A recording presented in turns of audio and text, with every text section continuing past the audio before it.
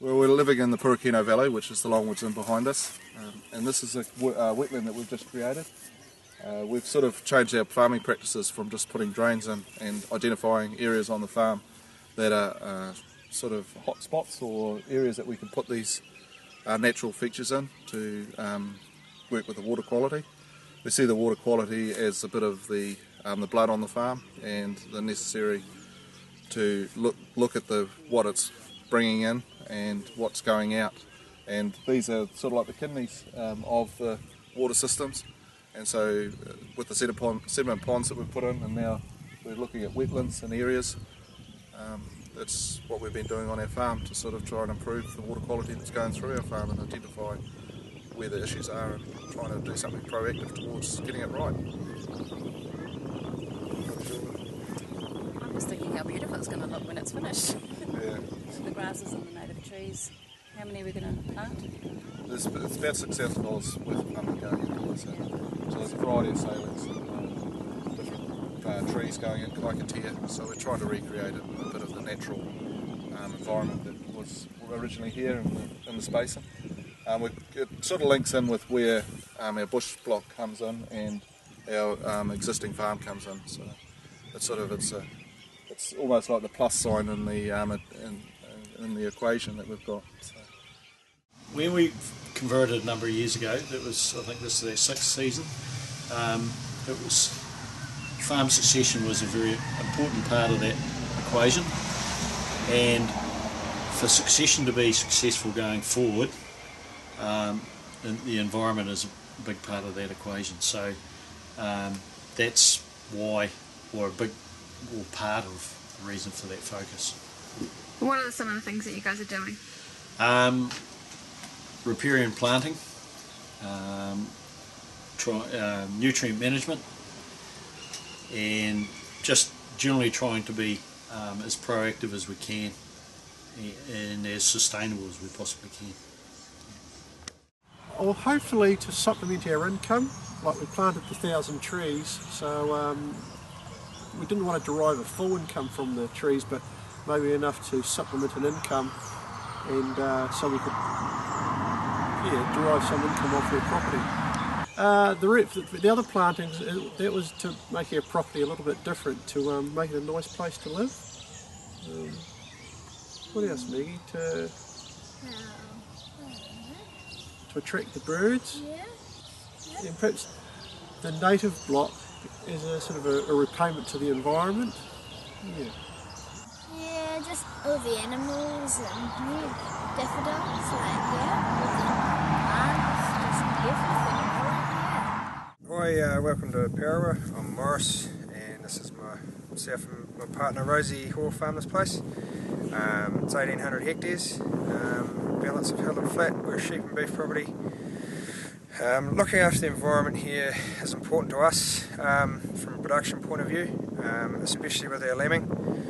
So in our brassica development and production, increasing production with our lambing and our pasture, we're breaking in more and more hill country, but we're leaving a lot of stock shelter in the gullies and streams as we do it. It does two things: it keeps the waterways cleaner for our stock to grow, and it also provides natural stock shelter, so we get more more lambs on the ground through the tailing pen. So for example, we're on cultivated ground that's been over cultivated with no shelter.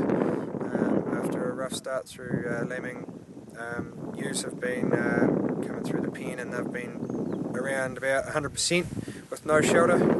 And twin ewes off hill country blocks, same ewes, same age, have been coming off sheltered blocks, and we're getting around about 140% back to lamb. So for us, that's money in the bank. So it helps both us and the environment, keeps them clean and clean. We also incorporate fencing off our waterways for stock shelter. Does two things: it helps our performance again with pasture, and also with the livestock and lambing and calving. but on the flip side of that, we get less leaching. We've got a good buffer to the creek, so we don't have any contaminated creeks and stuff like that. It keeps our creeks cleaner, and also means that it's going to be there for the future environment. Another thing that we've been doing as well is trying to establish a good way to cultivate without over cultivating and leaving a huge carbon footprint.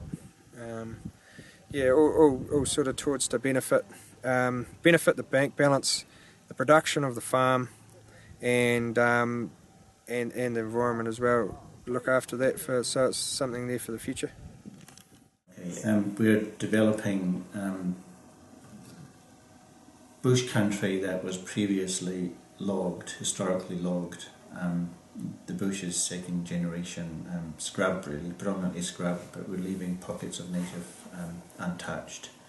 Beautiful big rattas and remus and the odd todera here and there. Fencing of the waterways, our property has the silver stream running through it, the lower stream runs through it, and a lot of tributaries which we place a high value on. So we're presently in the process of applying for funding to assist with the fencing of those waterways, maintaining buffer zones as appropriate, gullies, leaving all the native vegetation in the gullies. It looks beautiful. It's a little bit rough in places at the minute, but we have a vision, and hopefully at the end of the day we'll achieve a property that we could show to anyone.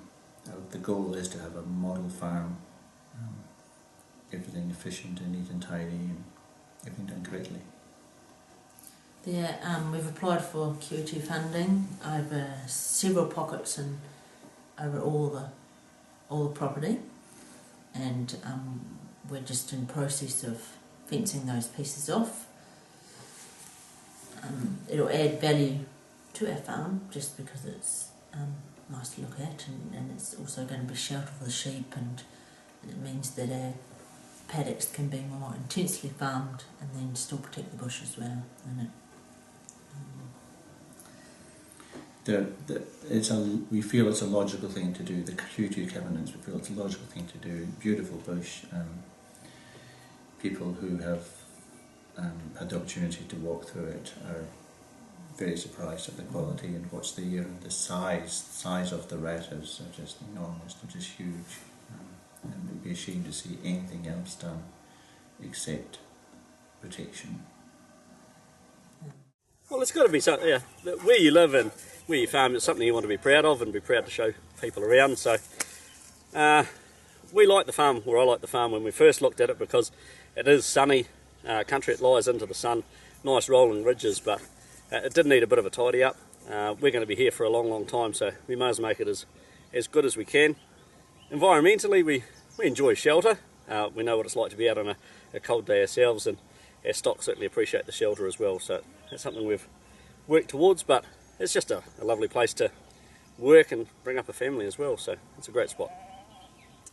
I just believe in creating environments and habitats and a variety within our landscape. You know, we can farm quite profitably, but we can also create spaces for birds. They don't have to be native, but we can just create habitats and environments that actually help us. You know, in the tree lanes, they're providing winter food. We've got duck pond, provides us recreation opportunities, but it's also a nice place to come and stooge around in summer. It's just no-brainer, really. Welcome to Southland Dairies. My name is Alfons Straten, one of the two owners of Southland Dairies.